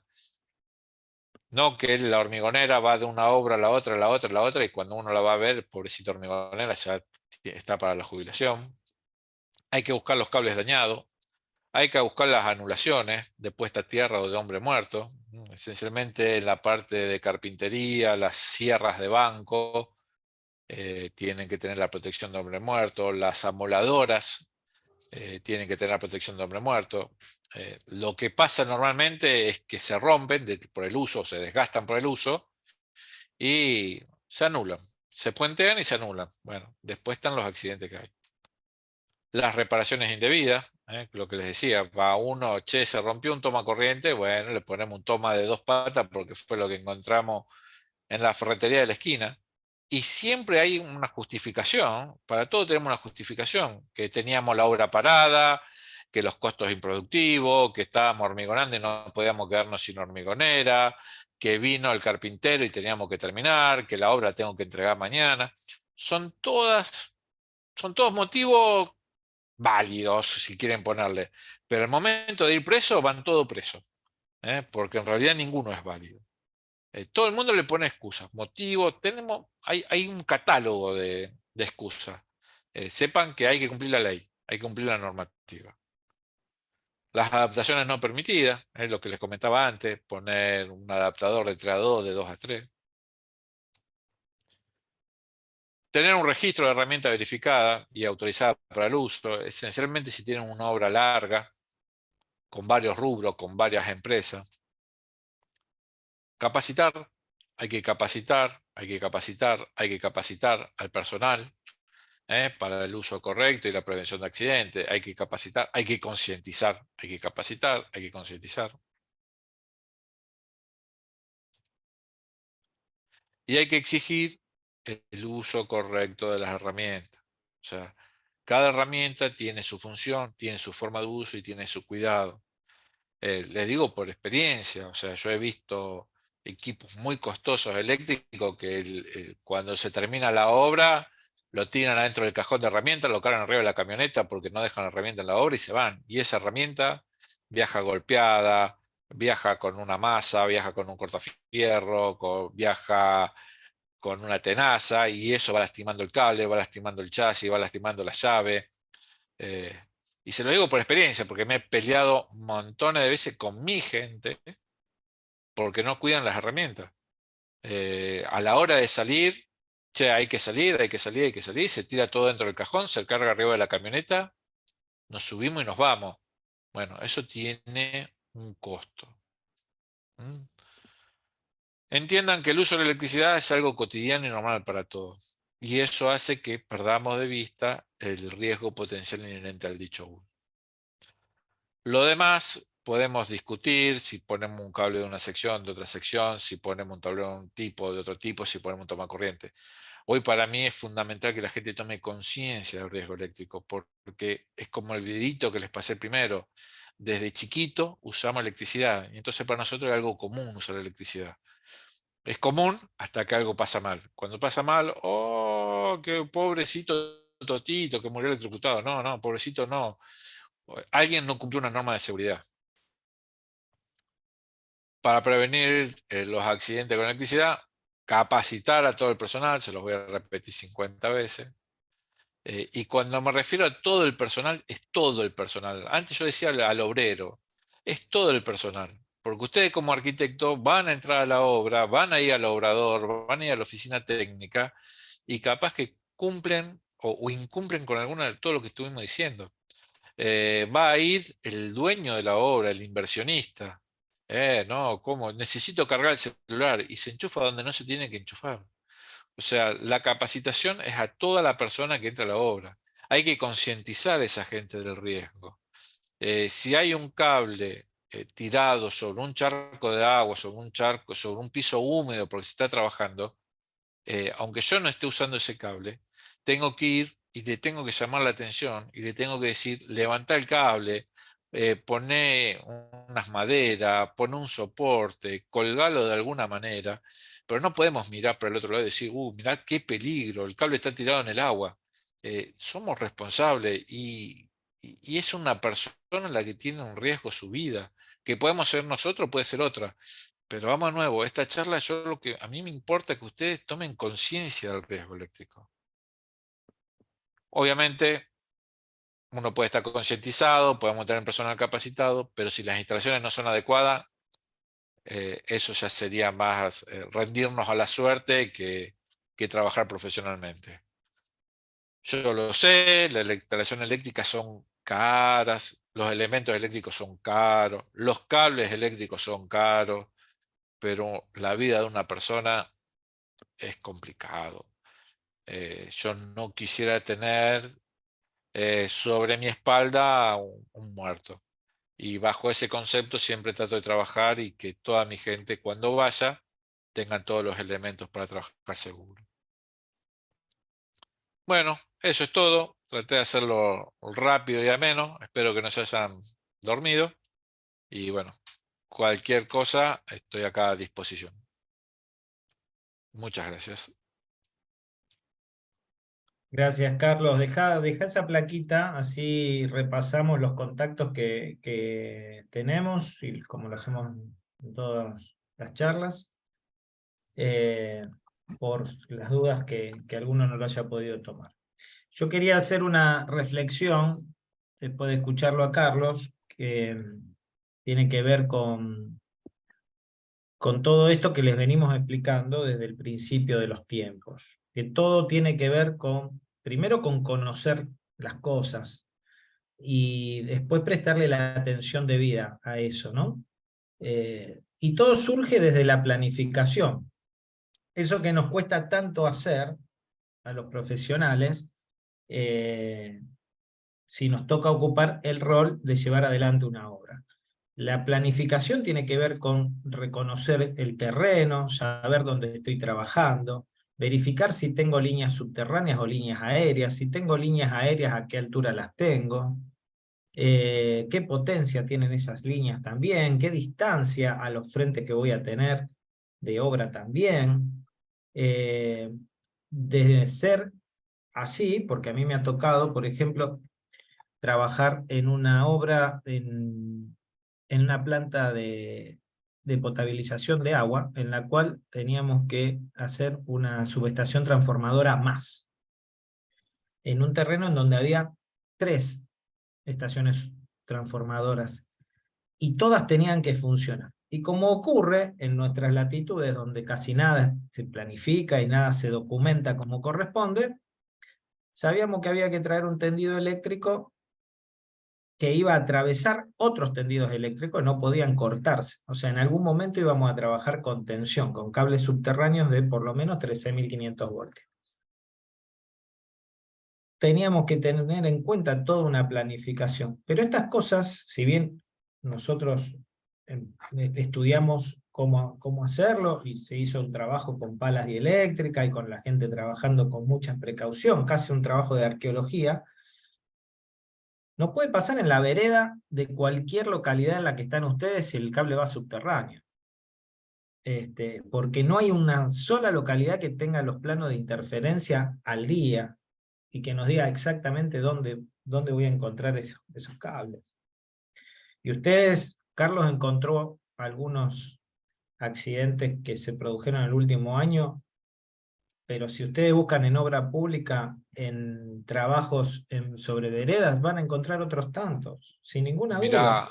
Mira, mira, Hernán, disculpa que te interrumpa. Mira, no puse en la EPEC, la Empresa Provincial de Energía de Córdoba, hasta abril había habido 4 muertos por accidentes con el uso de electricidad, de empresa distribuidora de energía. No lo puse porque es un trabajo muy particular. Claro. Atucha 1. Atucha 1 tuvo un muerto por una explosión en una sala eléctrica. También no la puse porque era muy particular, pero no sé si alguno tuvo alguna oportunidad de trabajar con NASA, con Nucleoeléctrica Argentina Sociedad Anónima. Las normas de seguridad que piden son de una jornada de 8 horas, supongan que con suerte trabajan 5, porque las otras 3 horas son haciendo permiso de trabajo. Y aún así en esas condiciones hubo un muerto por accidente en una subestación. La persona estaba haciendo limpieza, sacó la protección, la barrera de protección, y se metió a limpiar un elemento que estaba tensionado. La explosión lo barrió. Entonces, la confianza, el exceso de confianza es lo que está provocando la gran parte de los accidentes. Sí, y en la construcción en particular, la falta de planificación de las tareas y en la mezquindad a la hora de elegir cómo hacer una instalación eléctrica. Porque si en la mayoría de las obras de mediana, de pequeña envergadura, uno, que pongámosle obra de 100, 150 metros cuadrados, uno teniendo un buen tablero, tomando ese tablero al palo y cajón, un buen tablero con las protecciones que Carlos acá definía, disyuntor, termomagnética y puesta a tierra. Después todo lo que conecte a ese tablero va a seguir con la protección debida si lo que estoy conectando está en condiciones, como les comentábamos recién. Por lo menos cables TPR, con 3 conectores que nos permitan mantener la puesta a tierra, fichas de 3 patas. O sea, se trata de planificar, se trata de saber lo que vamos a necesitar, cómo usarlo. Sabemos también que hay unas situaciones que todos tienen miedo de dejar instalaciones eléctricas, los comitentes no las quieren pagar porque dicen que se las roban. Bueno, busquémosle la forma de poder montar y desmontar algunas cosas, si es posible, y si no, de hacerlo, porque en eso hasta la ley nos ayuda, de manera permanente, lo cual hace que sea más difícil que puedan ser vandalizados, robados, lo que sea. Pero tengamos en cuenta esto a la hora de proyectar, a la hora de definir el costo o lo que necesitemos, porque es importantísimo no encontrarnos después con la precariedad en una instalación eléctrica que puede generar definitivamente uno de los mayores riesgos, que es el riesgo de muerte. Si ustedes repasan la lista de materiales que les estaba comentando Carlos, pueden ser que sean materiales costosos, pero que perfectamente se van a amortizar en 10 obras fácilmente. Entonces exijámosles a los contratistas que trabajen con el material adecuado, porque ustedes le están pagando o le van a hacer pagar o lo van a aconsejar al comitente para que él les pague por el trabajo que van a hacer, pero que lo hagan con las herramientas y con los materiales que corresponden. Eso es lo que queremos dejarle como reflexión. Tener en cuenta esa planificación, tener en cuenta cómo se tiene que hacer y exigirlo y ponerlo en un contrato, si hace falta, que se respete esta normativa a la hora de dar o hacer una instalación eléctrica en una obra. De mi parte, no Eh, sé, algo más, no sé si no, hay no, no, no. preguntas sobre... Fundamental, tengan presente que el electricista eh, siempre va a tratar de, el electricista, el contratista, de sacar, de hacerlo con el mínimo costo. Toman como costo una instalación, una zapatilla, una prolongación. Y no es un costo, es una inversión porque no la usan en una sola obra. La instalación se lleva y se lleva adelante, se lleva para otros lugares, el tablero, el prolongador o lo que fuera. Un taladro en buenas condiciones no lo van a usar solo en una obra, se la van a llevar a otra.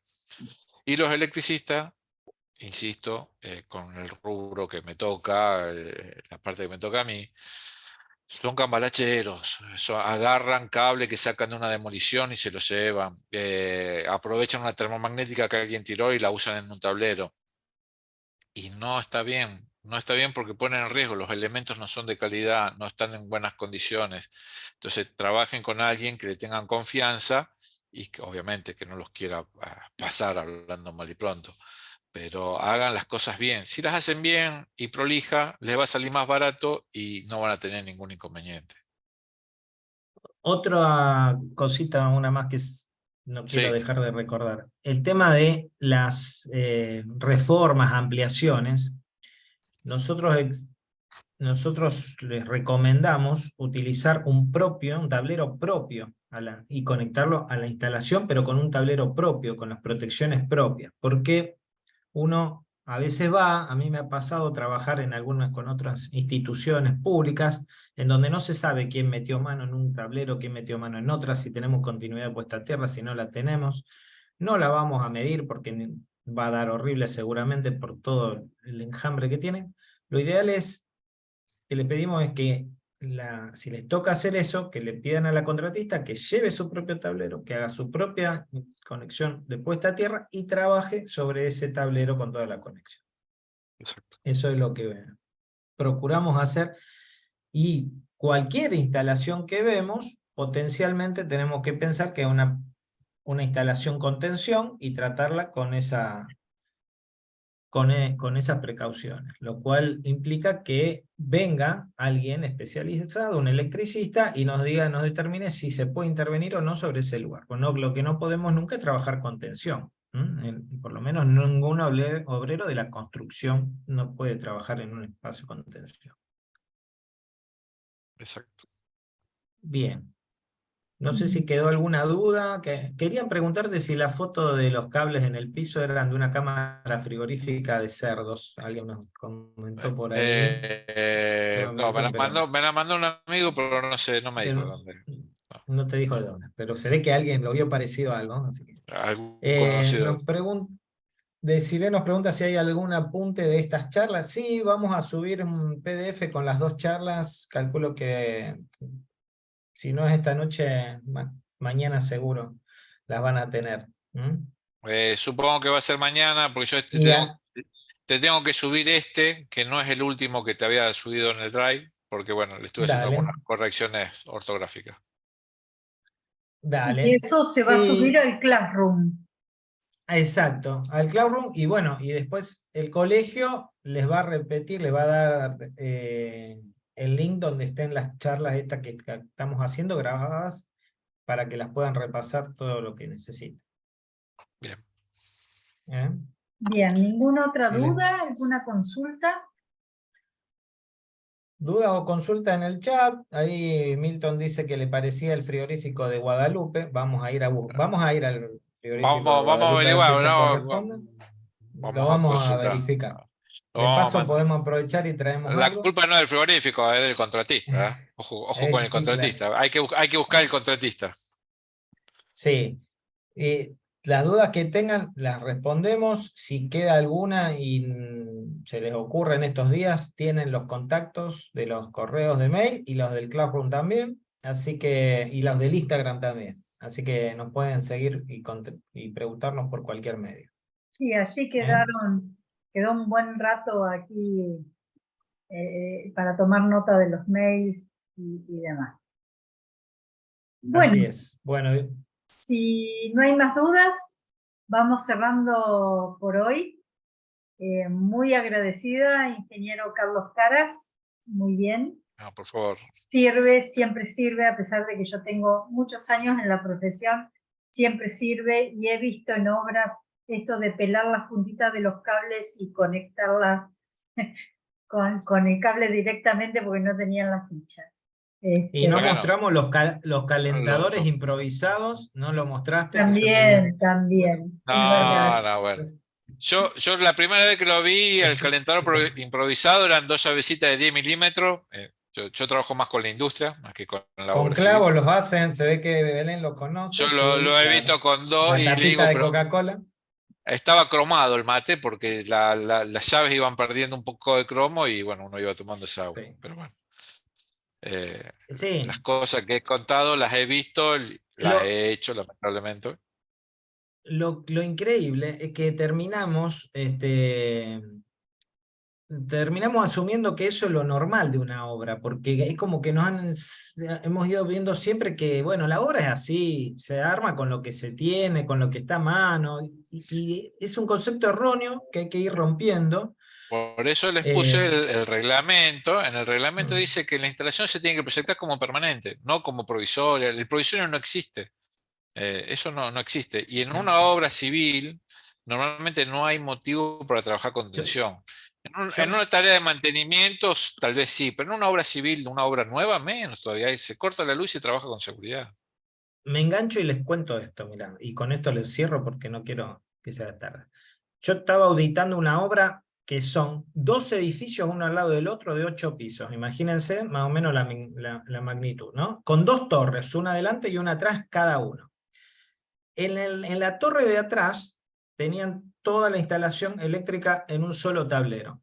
o sea, las dos torres de los dos edificios, las dos torres posteriores, las de atrás, tenían un solo tablero, y todas las bajadas las habían hecho, unos vivos bárbaros, por los conductos que iban a hacer después, donde iban a pasar los caños de los cables de luz y todo, perdón, los caños de gas. Por lo tanto, arriba estaban abiertos todavía.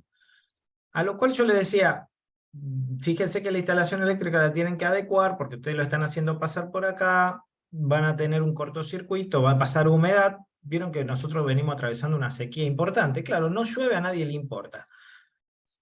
Lo hacen así, y seguía, nadie lo corría, nadie lo corría, nadie lo corría. ¿Qué pasó? Llovió. Cuando llovió, saltó el disyuntor enseguida, porque todas las zapatillas que estaban colgadas de esa línea se inundaron todas. Gracias a Dios que el disyuntor funcionó. No encontraban el corto, saltaba de vuelta el disyuntor, saltaba de vuelta el disyuntor. Perdieron 2 días sin trabajar en ninguna de las dos torres.